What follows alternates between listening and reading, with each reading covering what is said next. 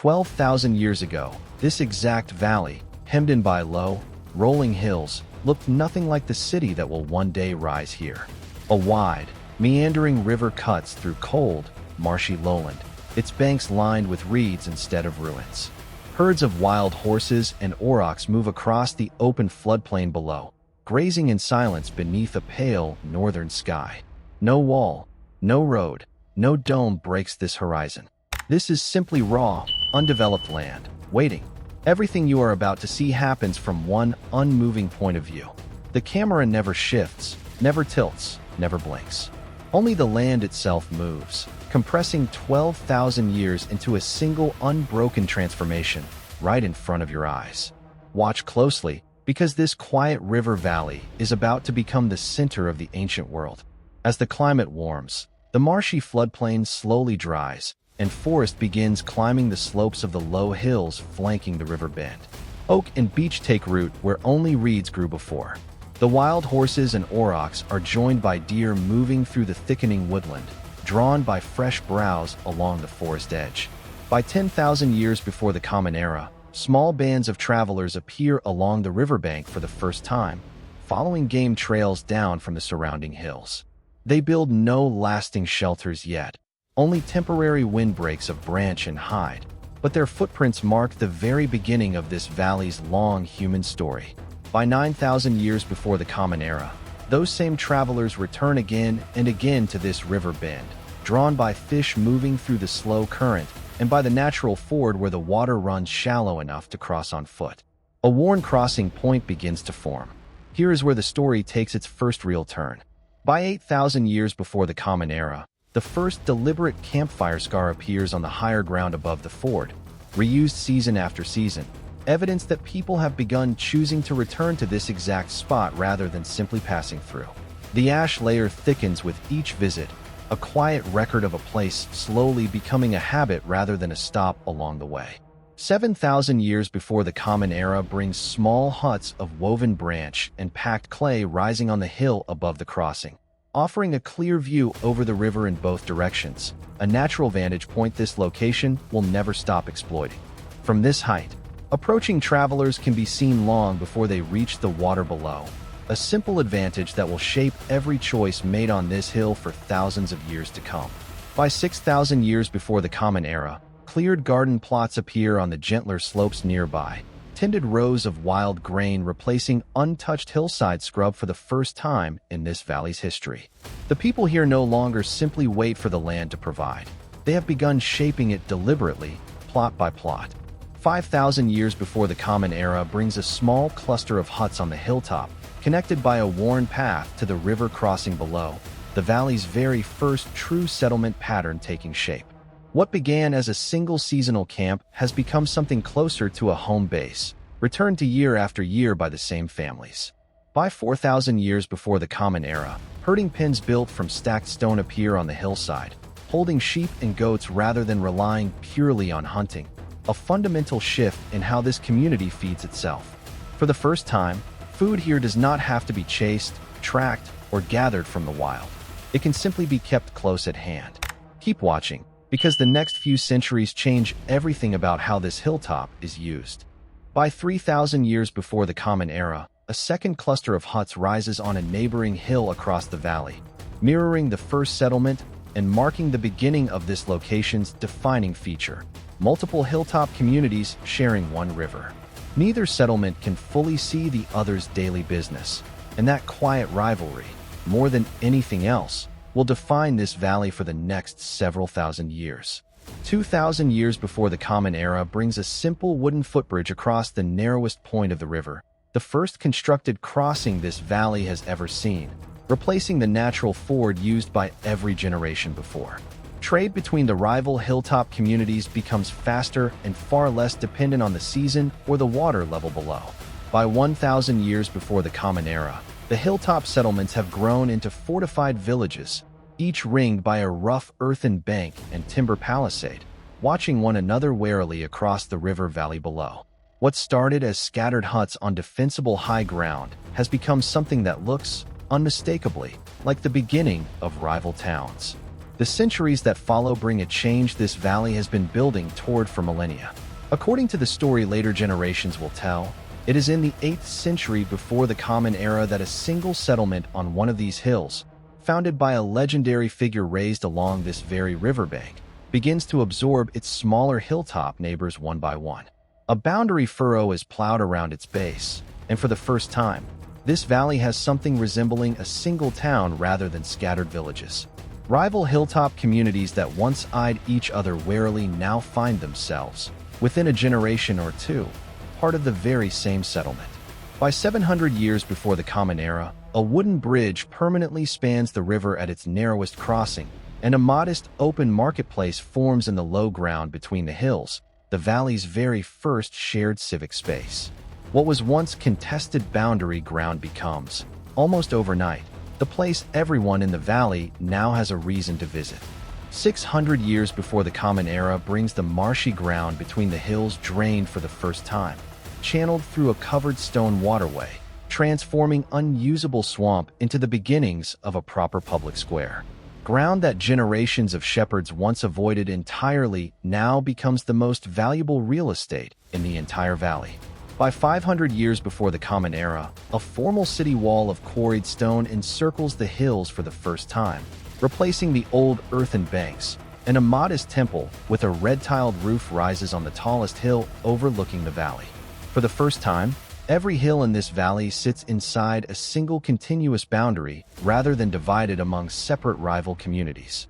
400 years before the Common Era brings the marketplace square paved in stone for the first time, lined with covered walkways where merchants display goods from increasingly distant lands. 300 years before the Common Era, an aqueduct stone arches march across the valley floor toward the city for the first time, carrying fresh water from distant hills into fountains that never existed here before. By 200 years before the Common Era, multi-story buildings of brick and concrete crowd the streets near the marketplace, several stories taller than any structure this valley has previously supported. 100 years before the Common Era brings a grand new public building of gleaming marble rising beside the square, its columns and pediment announcing an ambition this settlement has never displayed before. This next transformation will be visible from every direction at once. By the year 1, the city sprawls across all 7 of its hills and far beyond, its central square rebuilt in polished marble, its markets overflowing with goods gathered from 3 continents. Merchants here now trade in languages that would have been utterly unfamiliar to anyone standing on these same hills 1,000 years earlier. 100 brings a colossal freestanding amphitheater rising near the valley floor, tier upon tier of stone seating climbing toward the sky, capable of holding tens of thousands at once. Its shadow alone now covers ground that once held nothing but scattered grazing pens for sheep and goats. 200. A vast domed temple with a single unsupported concrete roof appears near the marketplace, its oculus open to the sky, an engineering feat unmatched anywhere else in the known world. Light falls through that single opening onto a floor built directly above ground that, only a few thousand years earlier, lay under open marsh. By 300, monumental public bath complexes rise on the valley's outskirts, their vaulted halls and heated pools serving ordinary citizens on a scale no city has attempted before. Thousands bathe here daily in halls larger than any single building this valley has ever produced. 400 brings visible strain to the sprawling cityscape. Sections of the aqueduct stand cracked and unrepaired, and portions of once crowded neighborhoods now sit noticeably emptier than before. For the first time in centuries, this valley's growth has quietly begun moving in the opposite direction. By 500, a foreign army's siege leaves entire aqueduct arches broken across the valley floor, the water they once carried no longer reaching the fountains that depended on them. Fountains that ran continuously for over 5 centuries fall silent within a single campaign season. The next few centuries bring a transformation almost no one standing here could have predicted. 600 brings grazing livestock wandering freely through the ruins of the old marketplace, its marble pavement cracked and overgrown, the great square reduced to pastureland within the city's own walls. Shepherds now lead their flocks past fallen columns that once anchored the busiest square in the known world. By 700, The population clustered within the ancient walls has shrunk dramatically.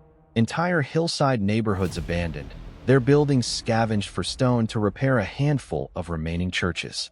Whole districts that once housed thousands now stand silent, their rooflines slowly collapsing into the streets below. 800 brings modest fortified towers built from repurposed ancient stone rising among the ruins, small pockets of habitation clinging to the most defensible high ground. Blocks quarried and carved for temples and palaces now form the walls of far humbler defensive structures. By 900, a cluster of tightly packed medieval houses rises directly against the base of the old amphitheater's outer wall, its ancient arches now serving as foundations for entirely new structures. Families live and work within arm's reach of stonework built to entertain tens of thousands of spectators at once.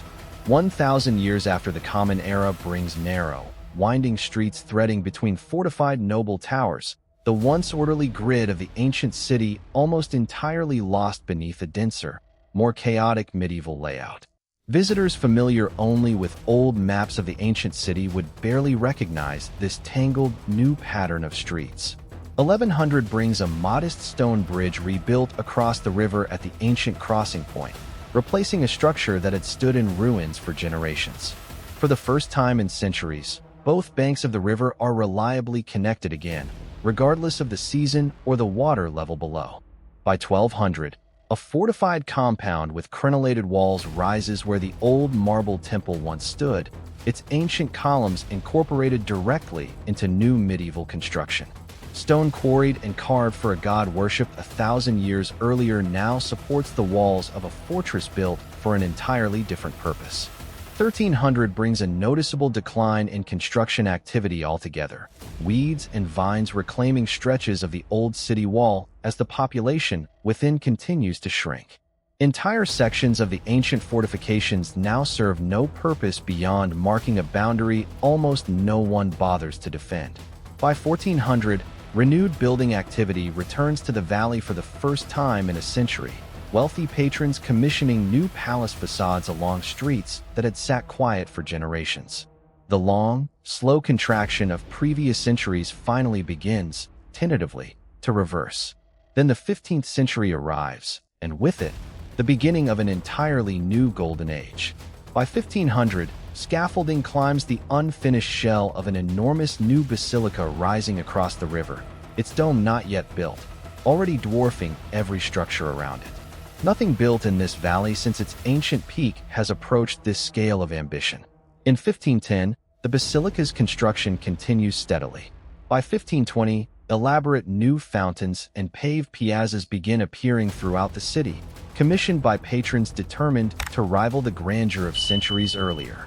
Squares that stood quiet and half-empty for generations now fill with the sound of running water once again. By 1530, artists and architects from across the region have transformed dozens of building facades with painted and sculpted decoration unlike anything built here in 1,000 years. 1540 brings the basilica's dome finally taking recognizable shape above its rising dome, visible from every hill in the valley long before its final stone is set. By 1550, the completed dome dominates the skyline from every angle, visible from every hill in the valley, the single most ambitious structure this city has produced since its ancient peak. For the first time since the fall of the old empire, this valley holds a monument built to be seen from every direction at once.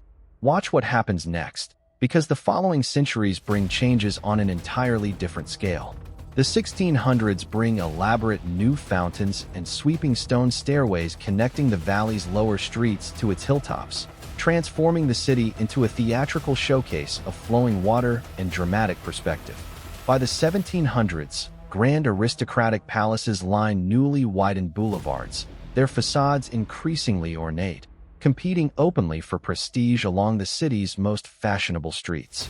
The early 1800s bring a foreign army briefly occupying the city, its ancient monuments cataloged and measured by outsiders for the first time, before local authority returns within the decade. By 1870, the city is formally declared the capital of a newly unified nation, government buildings rising rapidly to house an administration far larger than this valley has ever hosted. For the first time in over 1,000 years, this river bend once again serves as the seat of power over an entire nation. The 1880s bring wide new boulevards cut directly through centuries-old neighborhoods, connecting the ancient hills with a modern grid designed for a rapidly growing capital. Buildings that had stood for generations are cleared to make way for streets built for a scale of traffic no one here could have previously imagined. By 1900, electric streetlights and the first automobiles appear along those new boulevards, sharing the road uneasily with horse carriages that have dominated these streets for centuries. 1920 brings a sweeping, monumental new avenue cut directly through ancient ruins, deliberately exposing long-buried monuments to public view for the first time in over 1,000 years. Foundations hidden beneath centuries of accumulated soil suddenly stand open to the sky once again.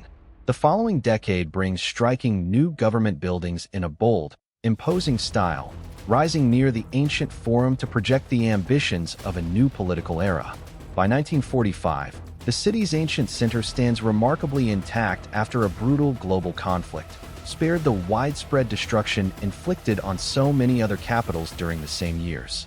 Monuments that survived siege, fire, and centuries of neglect now emerge from this latest test largely unscathed.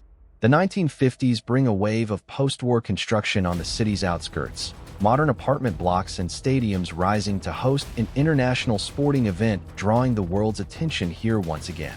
By the 1970s, dense traffic clogged streets originally laid out for horse carriages, forcing the closure of several ancient areas to vehicles entirely for the first time in the city's long history. Marble steps worn smooth by 2,000 years of footsteps are finally given a reprieve from modern exhaust and engine noise. The 1990s bring extensive restoration scaffolding across multiple ancient monuments simultaneously, cleaning centuries of pollution from marble surfaces exposed to modern city air.